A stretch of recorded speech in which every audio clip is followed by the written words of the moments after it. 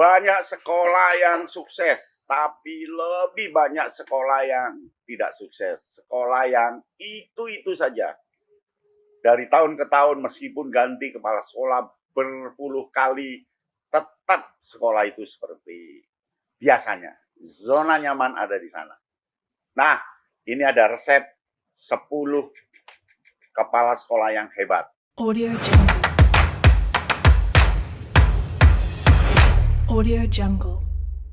Assalamualaikum warahmatullahi wabarakatuh. Salam Kak Yano Bintang. Sebenarnya kalau Indonesia ini banjir, banyak meluap kepala sekolah yang hebat, pendidikan Indonesia menjadi pendidikan nomor 1 dan semua negara akan belajar ke Indonesia tentang pengelolaan sekolah. Tapi apa daya, kepala sekolah kita ini masih gunakan 40% kemampuannya. Yang 60% kosong tersimpan, belum dikeluarkan energinya. Mengapa? Karena banyak aspek. Sehingga jangan kaget ketika sekolah itu puluhan tahun ya seperti itu meskipun kepala sekolah sudah ganti berkali-kali. Sekolah itu dari dulu sampai sekarang ya seperti itu meskipun kepala sekolahnya sudah berganti-ganti. Nah, di sana terletak kepala sekolah yang memble, kepala sekolah yang buruk, kepala sekolah yang tidak bisa diharapkan. Sebaliknya, banyak sekolah yang moncer, hebat, karena kepala sekolahnya luar biasa. Ada 10 ciri. Yang pertama, kepala sekolah harus punya visi. Kepala sekolah itu harus punya visi. 5 tahun lagi akan saya apakan, berubahnya seperti apa. Dia harus tahu dampak yang akan terjadi. Selama saya menjabat kepala sekolah di sini, nanti sekolahnya akan begini. Kalau sekarang 40% yang masuk perguruan tinggi, ketika saya menjabat harus 80% masuk perguruan tinggi. Ketika begitu punya visi yang jauh ke depan, visinya tajam dan kuat keinginannya untuk mencapai visi. Yang kedua, kepala sekolah hebat itu, yang kedua adalah punya kepemimpinan berbasis nilai. Jadi kepemimpinannya itu betul-betul terasah, teruji, dan berbasis nilai. Yang bisa ditiru, yang bisa diikuti, yang anak buah itu percaya secara serta-merta karena kepemimpinan yang berbasis nilai. Kepemimpinan berbasis nilai tidak bisa datang dari langit, tidak bisa hanya baca, tetapi dia harus berani menerapkan kepemimpinan berbasis nilai. Yang ketiga adalah berani melakukan perubahan. Kepala sekolah hebat, dia harus berani melakukan perubahan.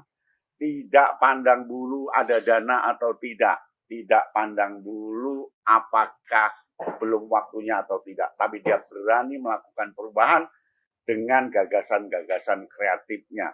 Dengan segala kemampuan yang dia milikinya. Dia harus berani. Udahlah, kepala sekolah hebat itu berani.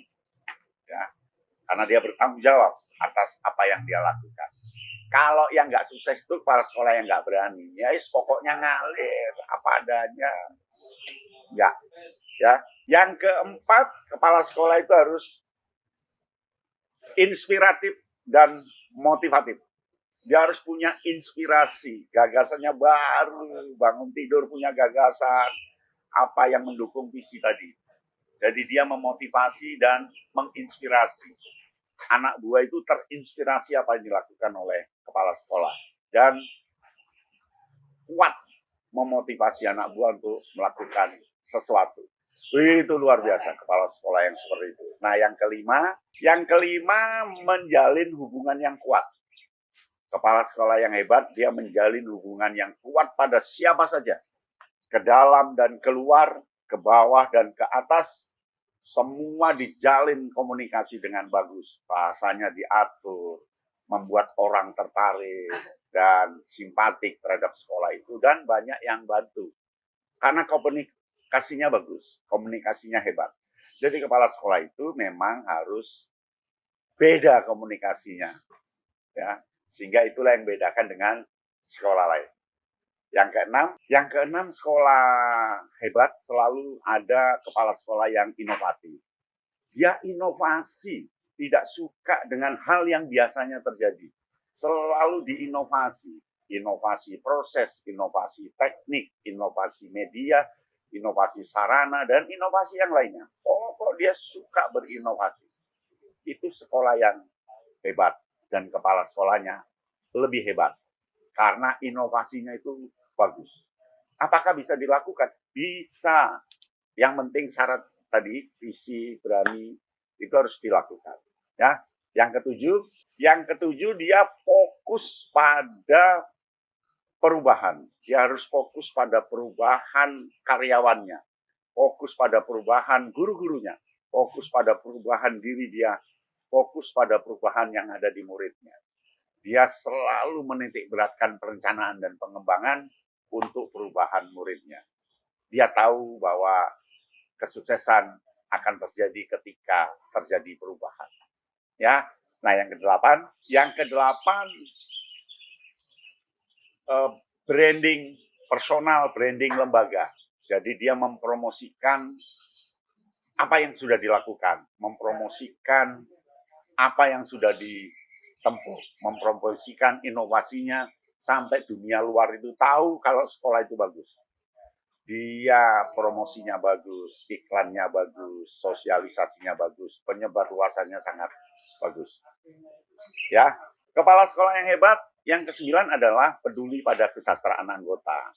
Anggota dipacu, anggota diminta untuk inovasi, tapi kesejahteraannya diperhatikan. Kesejahteraan itu material maupun moral, ya. Disapa, dipuji, kemudian dibagi kalau ada rezeki. Pokok memperhatikan kesejahteraan guru dan karyawannya. Duit nomor 27. Tapi kesejahteraan lebih penting.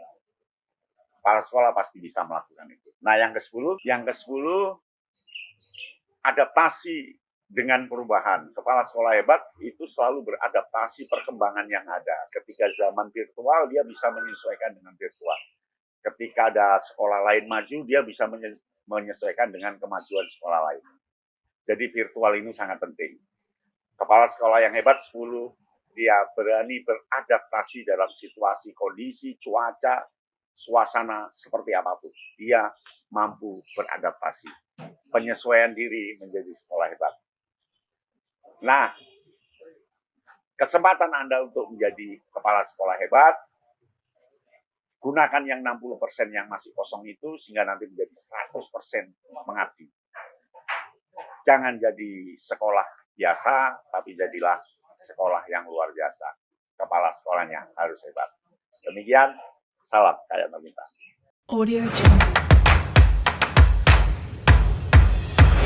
Audio Jungle.